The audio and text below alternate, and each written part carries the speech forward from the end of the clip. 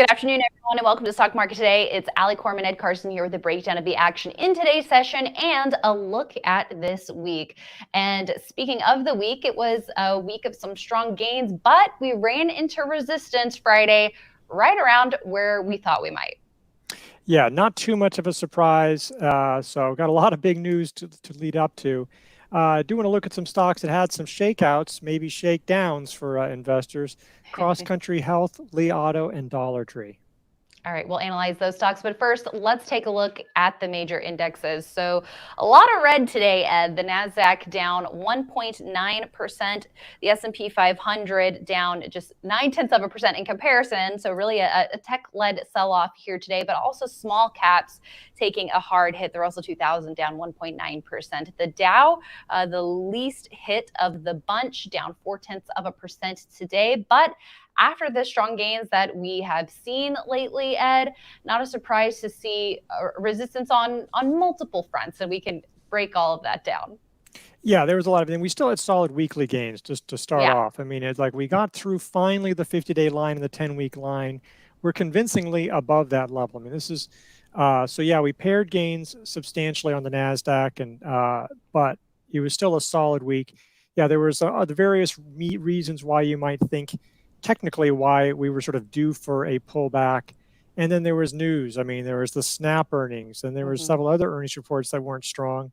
And Snap shows the danger of earnings season. We're coming up on earnings season. It's, to me, it's a good thing. I don't like it when there's a lot of bullishness heading into earnings season because, well, your upside is limited, but the downside, there's all sorts of things. And this earnings season, well, as we saw with Snap, we don't know what it's all going to be with all the economy going on. So saw a lot of losses this week, and like today with Meta and Google, and a lot of stocks sold off. A lot of aggressive growth stocks sold off after running up quite a bit. Anyway, so this was sort of normal and probably positive. It's nice to pause heading into the big news next week.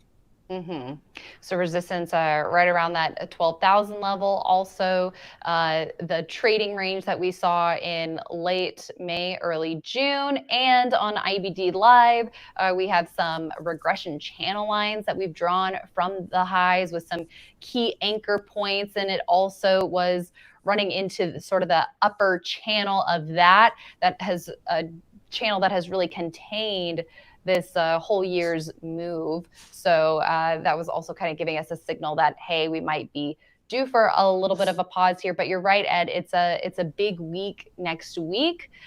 So we'll have to see if a lot of those big headlining earnings reports, how that's going to impact the market action, because judging by the Snap report today, there definitely could be some big moves in the market next week.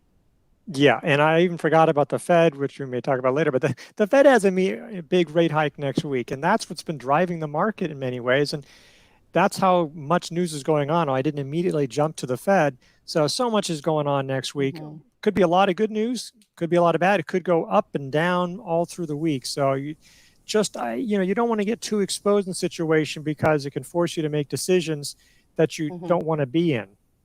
Yeah, that's a really good point, because it's not like we're seeing all of these A++ setups with growth stocks that have triple-digit top and bottom line growth, everywhere. It's not like we're in these perfect conditions yet. It's still very early in this market turn. Yeah, and so you just have to keep that. It's just if it's a sort of foggy conditions, the road isn't that great. You've got a road, you've got somewhere, but you don't go speeding down. You just take it a little bit easier. I love all the car references today. I never drive anymore, so all I do is I get home. And Ed's dreaming of being in his convertible. Yeah. Sometimes it's foggy, sometimes it's sunny.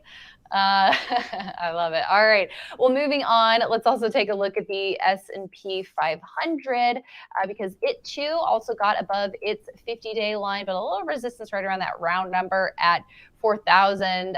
So maybe not a coincidence that a lot of the major indexes hitting resistance kind of at around round numbers, because they've been approaching these round numbers as they retake their 50-day line. So here's a look at the Dow as well, reversing after getting above the 32,000 level, but it's still holding above its 50-day line, and the Russell 2000 tracked by the IWM ETF. Like the NASDAQ, a little harder hit today, but still above its 50-day line. And speaking of the Fed, let's take a look at the 10-year Treasury yield. We're not used to seeing it moving down so much, Ed. Gotta kind of readjust our eyes to this. Yeah, it is. It's been nice, and this is one reason why the market has been improving. But it's also because they're starting to price out Fed rate hikes a little bit, but that's because we're probably going to get a recession, you know, or the fears of that, and that's not necessarily good for corporate profits. That's the subject of our A1 story, is talking about how the recession might already be here and what that means for stocks. Some good news and some bad news. But the Treasury yield curve is pretty well inverted. I think it's inverted from the 1 year to the 10 year. The 6 month is higher rate than the 10 year, which is pretty unusual. All of that is signaling high risk of recession, in the near future or several months down the road. So yeah, it's just a lot to navigate, as you know, inflation's probably coming off highs, but just so much is just shifting around right now. It really is. And we might get some more color about that in some of the quarterly conference calls with management next week too. So again, underscoring how big of a week next week really seems like it could be. And let's also take a look at some different sector ETFs. So here's the IGV Tech Software ETF, down 2.3% Friday, but on a weekly basis, up some 5% for the week, trying to break a downtrend. But we did see some notable action in technology and software this week. Yeah, and this is what we've talked about. This was actually put on Swing Trader this week, in part because a lot of the things that were moving were these beaten down software names, or that are way off highs. Not a great place to be buying them, but this is one way to play them through some of these ETFs, either a broad market ETF or a sector ETF like this. And this did pretty well. And next on our list, we want to take a look at chip stocks. So SMH, strong week here, up 5.6%. Also down, though, a little over 2% on Friday. Just now getting back above the 50-day line as well, like the broad indexes. So maybe not surprising to see it pulling in here too. But now it would be great to see if a lot of these different ETFs and the broad market, can they hold above the 50-day line now? Because before, even just brief periods of getting above it, it didn't last very long. So another change in the tone that we really want to see is, all right, well, now can we hold above the 50-day or the 10-week line? Yeah, that's something that you have to, getting above is one thing, but can you hold it? It's like, yeah, that's just been an issue here, is that, so just because we got above that line doesn't mean we're there. Apple earnings are going to be big for a lot of those chip makers. Qualcomm is out next week. I'm sure there's a bunch of others. So it's going to be a big week for the chip sector. This was encouraging, but this is one reason right around now, it's like one reason why investors may want to be cautious just in general, because there's so much going on. There's so many technical, the fundamental news and the technicals, they're all lining up. Something big might happen. It could be very good. It may end up being a big nothing, but it could also be very bad. So that's just an issue going forward. Yeah, got to be aware. And let's see, once that earnings risk, we're on the other side of that, we'll have to see how things are shaping up. And we also want to check in on ARKK to see how the speculative growth stocks fared this week. At least on Friday, not well, down 5.6%. And for the week, still up almost 5%, but giving over half of the weekly gain back just on Friday alone. This is another one trying to get above it and hold above its 10-week line here, Ed. Yeah, so this is the risk reward. It's so much fun to watch these hot, beaten down growth stocks rebound off the lows, but they also do this. It's like, look, this was a good week, and so that's fine. It's just there's that risk reward going on. You can fall over 5%, and that's not even showing up. There's been much bigger days up and down for this fund. So just something to watch out for. This is why we're nervous about buying, certainly on the individual names, but even even the whole fund, it can be tricky. Right. And it seems like even though it was a big week, maybe investors weren't buying until there really started to be some strength here, which was on Wednesday. And so if that was the day that you're buying, maybe at best you're flat. Maybe you're underwater here a little bit. So it seems like the skies aren't sunny yet, Ed. Like you Yeah, said, it's foggy out. it's foggy. And it's always, again, when you go in a sideways, choppy market, you probably try to buy off of a little bit of strength. It doesn't have to be at the absolute top. You try to buy somewhat early, but even if you buy on any strength, if you're in a sideways situation, it just is, the risks are so high that there'll be a shakeout of some sort, even if it's temporary. And it's just tough. It's a lot easier when you buy a stock or buy a fund and it breaks out and goes up. Yeah, every once in a while it comes down, but there's always a cushion and everything's easy. It makes, as you're just cruising along, on a nice summer day on the road. Exactly. All right. In an EV that's maybe not made by a certain company, but I digress. Let's take a look at some individual stocks here. Talk about a shakeout, or you said shake down. CCRN, cross country healthcare, just when investors thought healthcare, this is where all the money is rotating to. And here's a stock that has had so many up days compared with very few down days. Why not get into something like this? And then all of a sudden, bam, down 17%, heavy volume, all in one day. Yeah, I mean, it basically doubled in 2 months, more than 50% just in July for up, for the up at the top. Shows you the danger of buying a breakout, and this, especially that high. I think yesterday it was like 50% above the 50-day line. It was just something outrageous yesterday. So it's just so high up there. I'm not sure what the news. There was some speculation that, maybe there was another staffing firm that's not in the medical field that had bad results. Maybe it was some of the hospitals that said, hey, maybe we have enough staff. So it might have been something off of that. But whatever the reason is, this was technically looking very, high up there. I understand if you bought it maybe near the 200-day line and you're riding that, and sometimes bad things happen. You could, but certainly trying to buy, when you buy, you don't want to buy extended. You want to be buying that far away from moving averages, because the risk of a sell-off is so high, especially in this market. And this is the kind of stock, this stock has a history of doing that too. The character. This is not buying some easy, slow stock. There's some big moves that show up at times.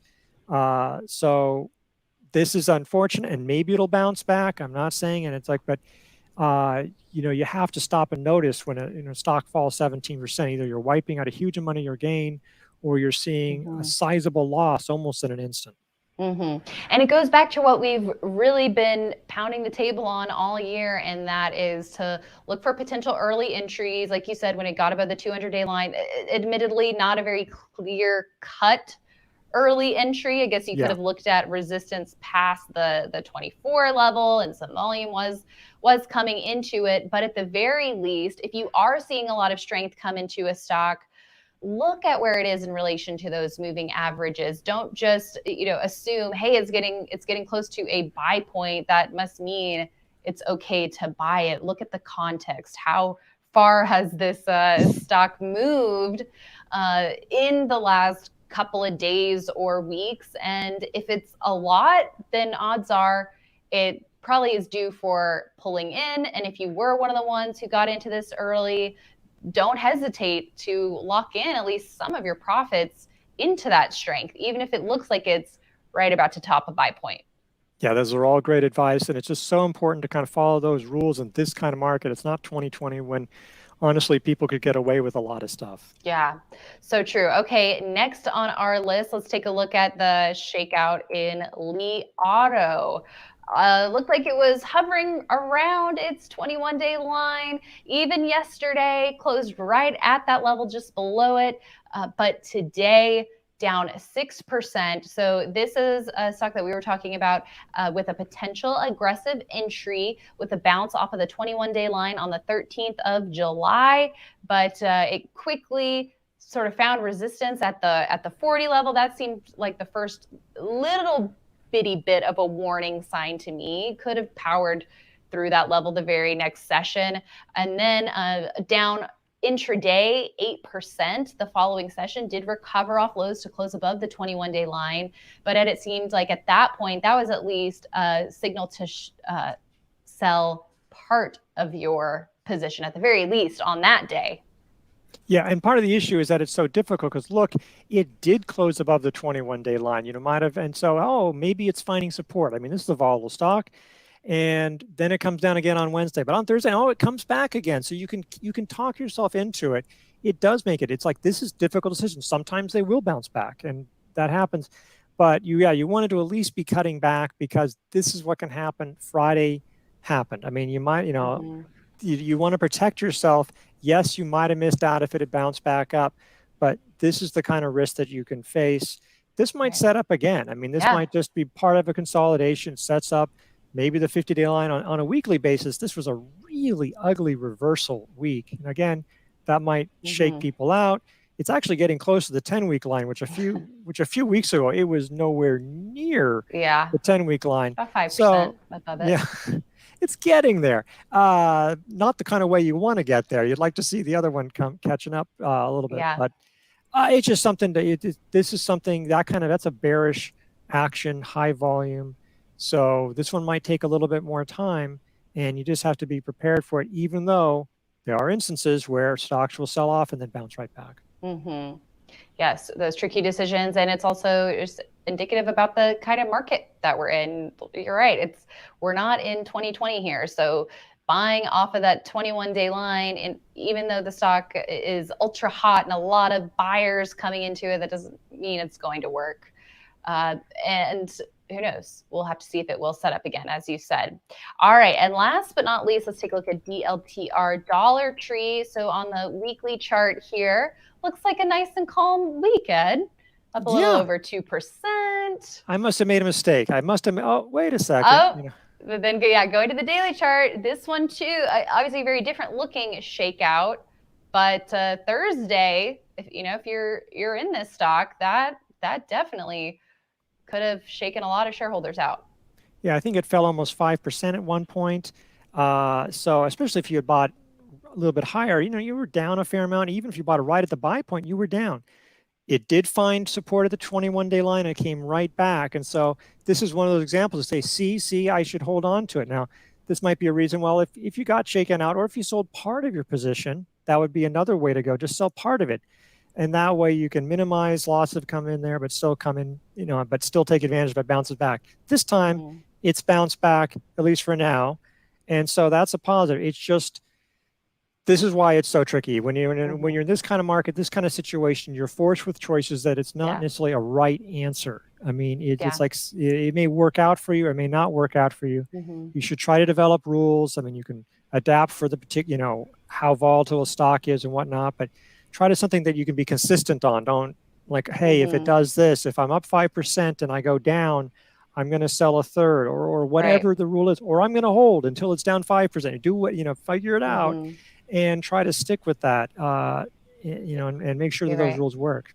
Yeah. And some of those situations can be pretty tricky when you are seeing intraday a stock at or below a key moving average. That is your line in the sand. How much do you sell intraday? How much room do you give it? Will it bounce by the close? What if the selling gets worse? I mean, those are all questions that you have to ask yourself. And I think a great place to start is like what you said, just it's not an all or nothing decision. Take it little by little. Maybe it's a third of your position that you're getting rid of, and see if the intraday chart shows a little bit of improvement. If it doesn't, be ready to act more. And also know that even if you do get shaken out and the stock comes back, that happens to many traders. And as long as you're following your rules, it's going to save you more than it's going to hurt you. Yeah. The goal isn't to win every time. The goal is to win over time. Yeah. And to lose as little as possible. All right. Okay. So now that we've looked at all of that, Ed, it's a big week next week. So investors should probably be thinking about the level of exposure that they currently have. Did their trades weather Friday's action if they are in stocks that have earnings next week? or interested in buying stocks that have earnings next week, seems like there's a lot of homework to do. There's a lot of homework to do, and you definitely pay attention to big companies like, again, if you own, for some reason, like an Apple chip maker, well, Apple earnings are pretty important. I mean, we just saw how Meta Platforms and Google had big losses today off of Snap. So you want to know, especially this week, still really interested in how those names play out. Do your homework. If you want to buy, if you own stuff ahead of time, you may want to think of an option play instead. But things might work out very well. So you want to be working on those watch lists. I mean, it could end up being a very positive week. There might be, might look back and say, this was the turning point. There was a lot of things. So you really want to also be, you want to be just sort of nimble, just ready to be rocking on your feet so you can ready to step back out or step further in and stepping into the right stocks if that's the case. Mm-hmm. Or in other words, be ready to put your foot on the gas or on the brake. Right, That's Ed? right. That's right. All right. Well, thanks everyone for watching. Coming up at 5 p.m. Eastern, join me live on my YouTube channel where I will be interviewing longtime O'Neill portfolio manager Charles Harris. A lot to discuss with him, his take on current conditions, some interesting precedents that we're going to look at and what that might tell us about where we're at now in the current market and how you should handle it, and so much more. So make sure you tune in on my YouTube channel. You can go to youtube.com/Alissa Coram IBD, or check out my Twitter if you're not following me already, twitter.com/Alissa Coram. So I will see you all there in a little bit, and we hope you have a great weekend. See you back on Monday.